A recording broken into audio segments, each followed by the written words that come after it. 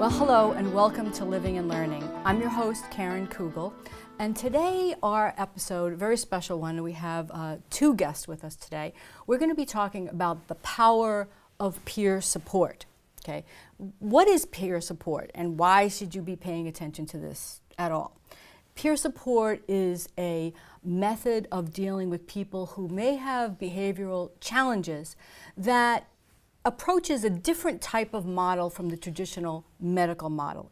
It's more real, it's more geared toward recovery and really transformation and empowering the person who may have some sort of challenge or issue that they want to overcome through working with someone who has been through that lived experience. Now, without giving away the whole story, I'm going to have my guests talk a little bit more about that. So today we have with us Deborah Delman. Deborah is a director, the executive director of the Transformation Center, and the foundation of that is this peer support method, and we'll talk to you about that. She is also a trainer and coach and obviously a certified peer specialist in this area of behavioral mental health methods.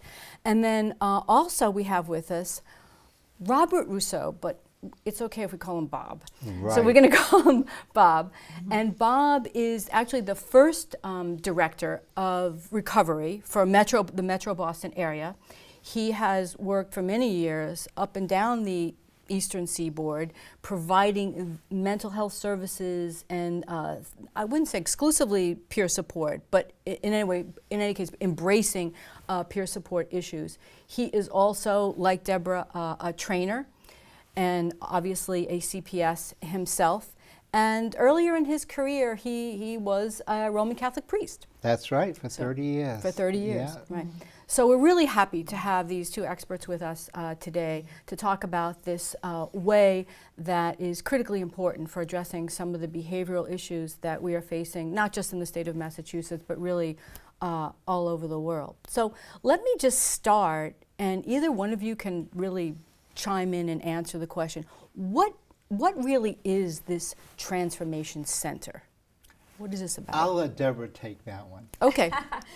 The Transformation Center is peer operated, so everybody that works there has a connection to their own mental health, wellness, and recovery, and a process that brought us to that. We have training teams that work across the state, and we also have a big peer support recovery learning community where people you don't have to go to a training, you can just connect with a peer support meeting that's offered in the community. Okay, so if I have this straight, just logistically, there's a physical place called the Transformation Center, and then there are regional learning areas throughout the state of Massachusetts. Do I have that right? The Transformation Center is a statewide policy and training organization, so we offer trainings all over the state. Oh, okay. And then in addition, there are peer support recovery learning communities, and we operate one of them that covers the central Massachusetts area, but there's one covering the northeast area, covering Concord. Oh, and so how many are there actually then? There's five. Five, oh wow. And they span all 351 cities and towns in Massachusetts. So the whole state is covered. Okay, great, terrific. And I was telling someone that you were coming today to talk to the show, and they asked if this was only for adults. I was curious about that. Who is served? Is it just adults? Is it families? Or is it children as well at these centers? Anyone that experiences themselves with a mental health condition that is an emancipated minor or older. So yes, so it is people that have the sort of authorization to take their own initiative to be part of peer support. And we, for example, some of the peer support specialists are young adults who are helping younger people themselves. So they might work in a traditional mental health program that serves children. Okay. I see. Right. Okay. All right, great. Okay. So we have the transformation centers. We have these learning centers. Can we back up and talk about why and how this developed in the first place? This is in response to what? And I think this is one for Bob. There you go. That I'll be happy to chime in on. Well, you might remember that in the 1950s, So I was born in 1950. I know I look good, but I was born You in look fabulous. Thank you, Yeah. thank you. I like that. You like that? Yeah, Isn't I that like good? that. Yeah. Yeah, very youthful. But in the 1950s, in the United States, we had reached our peak in terms of institutionalizing people with mental health challenges. And the counties and the states were bearing the financial burden of keeping these large institutions up. And we actually reached our largest amount of population in 1955. And so that began a process of saying, hey, there's got to be a better way here. Right.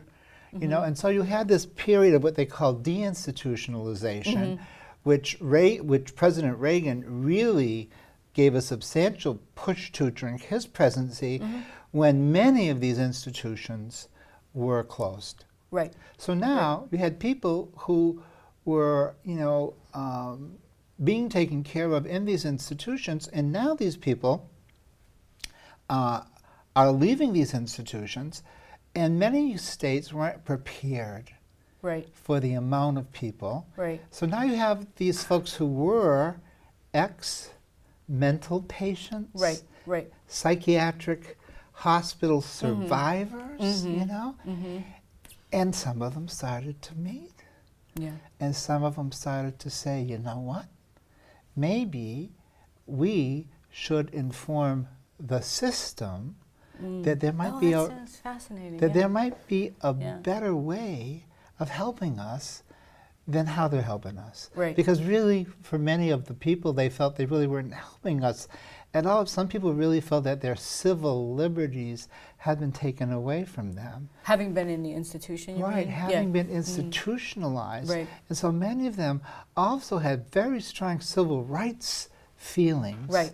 about this. Yep. And now we're talking about the 70s and 80s and women's Right. liberation, gay liberation, civil rights, all of that coming. And in the midst of all that are these ex-psychiatric patients, Right. Who are not knowing where saying, they fit in. Right, and then all of a sudden this one woman rises up in Massachusetts, Judy Chamberlain, and she writes a book, and she comes up with this incredible idea of nothing about us without us. So the system, they finally heard it, they finally got the Yeah. idea, and then other people emerged with the theory of recovery. Nothing about us Without us. Is that the title of her book, or is that Actually, an essay? no, the that title she, of her book in is case they want to look a it very up. long title Yeah. by Judy Chamberlain. Now, I don't have this 100% correct, but it's something like Well, the simple title, On Our Own. On Our Own. We won't use the big long subtitle, On Our Own. Okay. On Our Own by Judy Chamberlain, exactly. And audience, you can write and ask questions if you, Yeah, you of want. We can course, follow up Of course. with things Anyway, that people say here. so then other people followed, in other parts of the country, and they started going to psychiatric conferences and saying, whoa, wait, there might be another way of helping us. Wow, I didn't realize that this is how it started. And then little by little, Yeah. Someone would zip up to like 1999 with the Attorney General at the time then really put out the first really document on mental health in America. And he said that, this whole concept of recovery, is very different than the way we've been treating people with mental health challenges and addiction challenges. And then a little bit later, in early 2000, the state of Georgia actually found a way to get Medicaid to pay for peers offering services to other people, and thus the first peer specialists Right. So that started happened in coming. Georgia. And then Deborah herself in 2005 Oh, wow. went to Georgia and Right, we took the training. We brought a team Oh, of wow. 5 people. So they had a whole curriculum, in other words, for how to train people to be effective. Now, the question I want to ask is about this peer support. The notion, and this came up in other sessions, this notion of lived experience. So they had the same prerequisite, in other words. Their counselors had to have lived some sort of trauma or difficulty or challenge themselves in order to go through this training and be able to deliver that. Yes or no? That's the truth. I mean, okay. I mean that's my experience, and it's why I've became part of an advocacy group that Judy Chamberlain was part of, and also other big recovery leaders in Massachusetts in the 80s and early 90s to bring our experience forward. And and then when Georgia established this program of really validating that, aside from the fact that there are many longitudinal studies that demonstrate recovery, that was new in the late 90s, that there were longitudinal studies that showed that the prognosis of, wow, you have a mental illness or a mental health condition and you can't recover, that was bad science, and that there was great new science that showed that we do recover. And so when Georgia created this role, we wanted to be there. We wanted to bring that to Massachusetts. I know for myself, I got mental health support and treatment, but I didn't enter recovery until I'd been part of peer support for a couple of years. There was something so powerful in saying, and I could say to another person in my advocacy group, you deserve to be treated well. You deserve to go after what you want in life, and you can do it. I could say that to somebody else, but I couldn't feel it inside. And it took a couple of years of listening to that and giving it to other people to just all of a sudden, just like a new awakening. That means me too. And it was such an earth-shattering foundation to lay for myself that, oh my goodness, that's me too. And I think human beings are just incredibly resourceful. We have so much that we don't even understand within us to be used. But oftentimes it's that Wizard of Oz experience that we have to feel it inside, and we have to see that there's something I can take action on. And you know, our tendency when we're feeling, whether it's depressed or for me, I've experienced hearing voices, I've experienced being so terrified that believing somebody was breaking in my house, believing that somebody that, you know, loved me very much was actually trying to hurt me. And all of those kinds of really frightening mental health experiences, all of those things overwhelm us. And we feel like we're powerless in the face of these challenges. And there is really something so profound about coming to believe that there's some way that I can take action to shift something just so much that I can begin to feel safe in the world and I can move my life ahead. And I feel like that is the power that Georgia peer specialists were showing to their mental health authority. And our mental health authority heard us and got so excited to partner with us around that. Wow. Now, would you say that at the time that Georgia initiated it, and then was Massachusetts just the second state to start adopting or going through the training, or was this, you know, part of a nationwide movement or something? I'm just curious about that. We were an early state. We were an early state, but we weren't the second. We were, it's interesting because I think Massachusetts excels in its medical schools and infrastructure.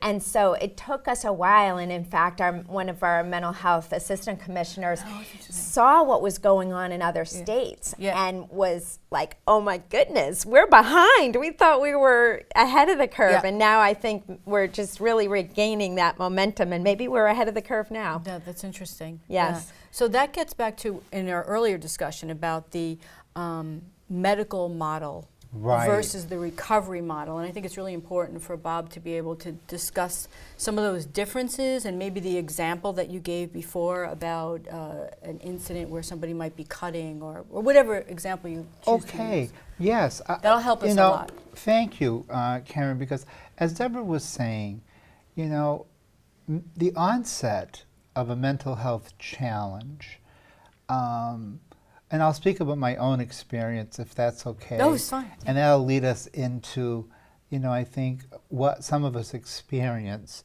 from well-intentioned professionals who want to help us, but who don't really understand what we're experiencing. So in 1978, I was in graduate school at Notre Dame doing a second master's degree, and I became sad. Of course, sadness is a human emotion that we all experience, but this sadness morphed into despair. And here I am, I'm 28, I was just ordained a priest at 26, I'm at Notre Dame. I mean, like, this should be good. Right. This should be good. Yeah. And I'm in despair. I'm in this horrible feeling of sadness and despair and hopelessness, and I had never experienced this before, And I stopped eating, I stopped going to classes, I stopped showering. And if it wasn't, for the priest who was the graduate dorm who checked in because he hadn't seen me around in about a week, knocked on the door, and he had a key to let himself in, and there I was pretty much curled up in the fetal position on my bed, and just this horrible state, of horrible fear. So they brought me to the psychiatric hospital at South Bend. I stayed there for 6 months. I was eventually diagnosed with what was called clinical depression at the time. Now we would call it major depression. And then they tried all sorts of medications, and it took a while, and eventually, I was released. I went back to my religious community, and that's when I experienced stigma for the first time. Now, they were well-meaning. My brothers in religion were well-meaning, but I did overhear them say things like, oh, poor Bob, he'll never be the same. And this is one of the myths about mental health, is that, that this problem of chronicity, that, if you get diagnosed with you'll never be the same, it's just the opposite of the vision of the recovery model that you asked about. So, but the one that really got to me, the one that probably, hurt me the most in a sense, was, he's so young, what we're going to do with him, for the rest of his life. Oh, jeez.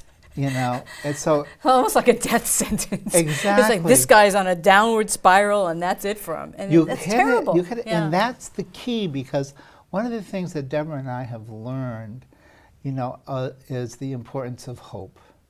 And if you've never been hopeless, if you've never been in a state of hopelessness and despair yourself, you can't imagine how helpful it is to have that restored through a peer relationship. Yes. When someone else who has been where you have been and who's better, comes to you and says, look, I really know what you're experiencing. I was in a locked psychiatric ward of a hospital myself for a number of times, and your life isn't over. There is hope. You can recover your life and move forward, and there's really no limits to the type of recovery you can experience. Now this comes out of this medical model, you see, which just is a whole different thing.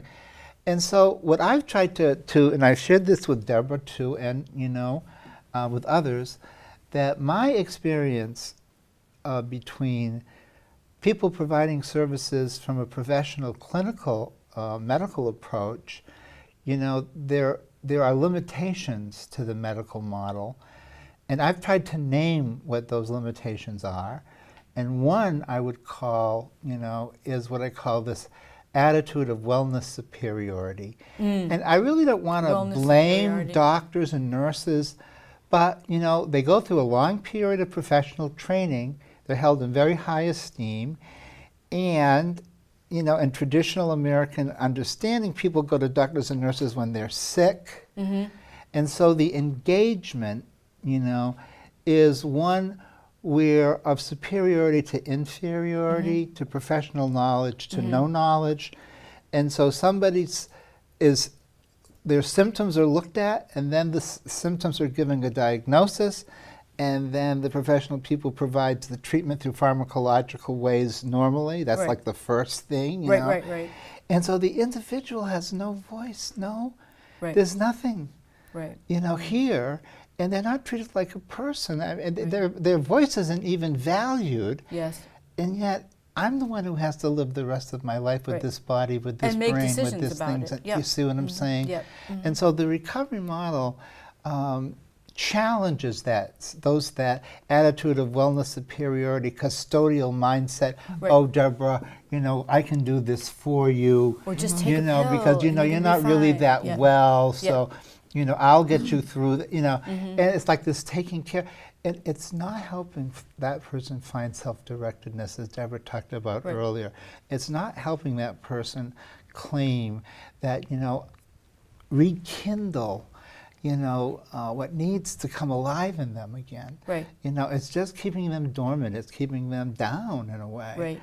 You know, and then the third is clinical distance. That, you know, I'm well-intentioned, I want to help you, but don't ask me anything about me. Don't make a human connection with me as Right. human person to human person. Right. They're probably trained not to share any of their own, and they may have them, you Right. know, but they So don't want to that share would them. mean to me, if we have to look at the limitations of Right. the medical model, we shouldn't just dismiss the medical model because it has tremendous value Right. with other physiological illnesses. If I came down with leukemia or something, I would Right. certainly want all the tests and all the experts to help me to extend my life. Right. You know, Right. I'm just saying that when the medical model is unreflectively applied to people with mental health and addiction recovery challenges, Right. you know, it has severe limitations. Right. And I think that's where peer support and peer specialists and recovery coaches, you know, are now saying that, hey, we have something here to provide that is Right. special, that is unique, that is distinctive, that can make a difference. Right. Let us work with people. We'll measure it. Right. And let's see what the outcomes are going Yes. to be. And maybe people who've been in talk therapy for 10 years work with a peer specialist for 3 years in a sustained manner, and all of a sudden they're feeling better, they're back to work. They feel more empowered. Yep. Definitely. You know, and so that's a whole different process. And Deborah, I'm sure, has some thoughts on some of that herself. One of the things that, as I was reading about the recovery model and the transformation center, there were 3 C's, if you will, that came up in my mind. And one of the things I think that you wrote about, you mentioned compassionate connection, that the idea of making a compassionate connection with someone who has a lived experience so that you can diffuse this stigmatization. And the other part that I believe is even in some of the college admissions counseling that I do, is this whole notion of coaching and companionship, that you're not doing it for them, but you're empowering and helping them, and you're showing them, I guess the 4th C, is that they can be competent. They are competent in making their own decisions. They can do this, and they need to. And that no matter what therapist someone has, they may be absolutely first rate, they can't do it for them. And so the important part of the peer specialist is that you can help empower that person to make their own decision and find their own path. And I think that's great. So if you can talk a little bit more about maybe some, this is up to you if you want to address the opioid crisis or some of the things that you're seeing on the forefront today, and give us some examples of how that's working. That would be really beneficial, I think. Yeah, moving there and sort of connecting to what Bob was just saying, I think one of the hardest things in society today around mental health and addiction recovery, or mental health addiction and trauma recovery, we call that one construct, and I know it's called behavioral health, but we try to really Embrace all of that. clarify that many of us have one of those to address, 2 of those or 3 of them, and for myself, I've had all 3 to address. For me, addiction recovery has been about food, not about drugs, which has its own trajectory. One of the things that I think, though, that we've been of most service about in society is helping to make visible this process. And one of the ways the visibility comes about is that a lot of people are attracted to the mental health and addiction recovery fields by their own process of facing recovery themselves or with family members, but very much often themselves. And yet in the medical model, the idea is there is a well person and an unwell person, and so people are in the closet.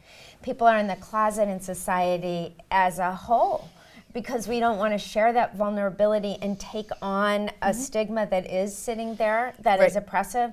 And that means society as a whole is deprived of understanding that that strong person that's my neighbor and you know, is raising a great family, that strong person that's a teacher, that strong person that's working in the mental health psychiatric unit as a nurse or a clinician, all of those people have mental health recovery stories that are in the closet. And one of the things we've done is help people bring that out as peer specialists talk about our own stories with our colleague peers, not only our peers using services, more of those stories emerge and the strength and value of that becomes more clear.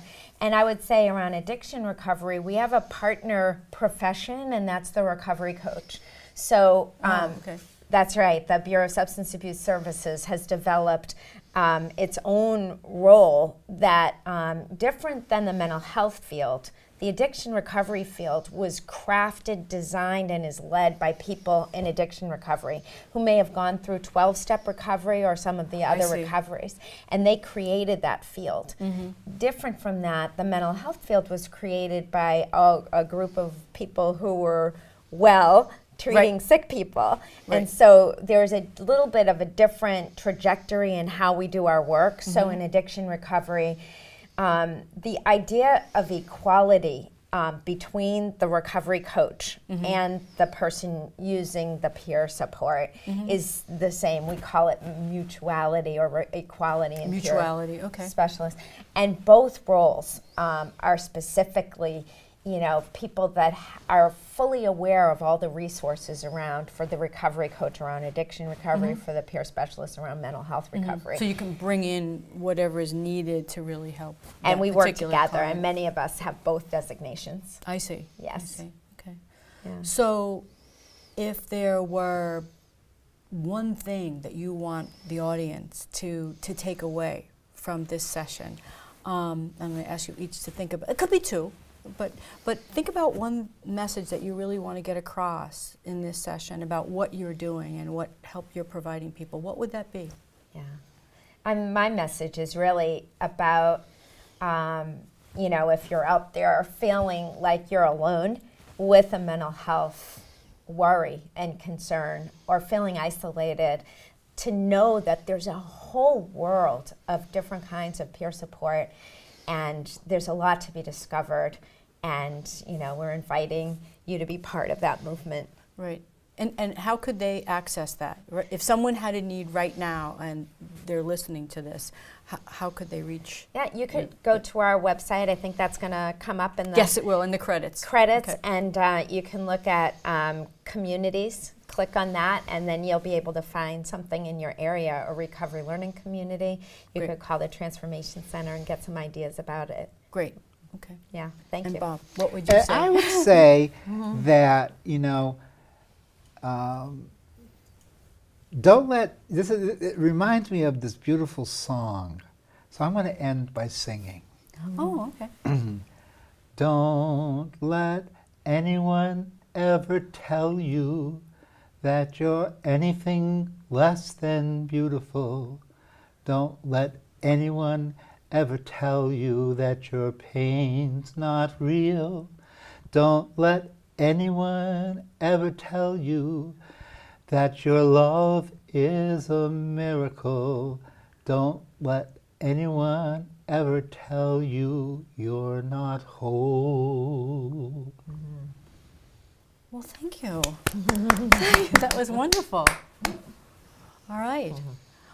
Well, I think I'm going to make one statement about this. I think that the work that you do is fabulous. I think it's so necessary. And I have heard from the families, people in my own family and people that I've worked with, how often difficult it is, we talked about this earlier, to find people who are qualified, who have experience with adolescents, who have experience with addiction, because they tend to go first to someone in the medical field.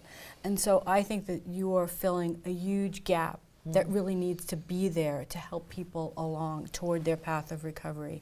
And I've seen that recovery is real, and it can be. And so I'm going to end on that note and also suggest that you watch some of the other episodes that we had, an interview that we did with Ingrid Grennan about early trauma and recovery. And that's also related to this whole notion of peer support. And we hope that you enjoy that as well. So thank you again for being our guest today, and loved sharing that. We hope you can come back again and talk a little bit further about this issue. And thank you again for listening. Have a great day.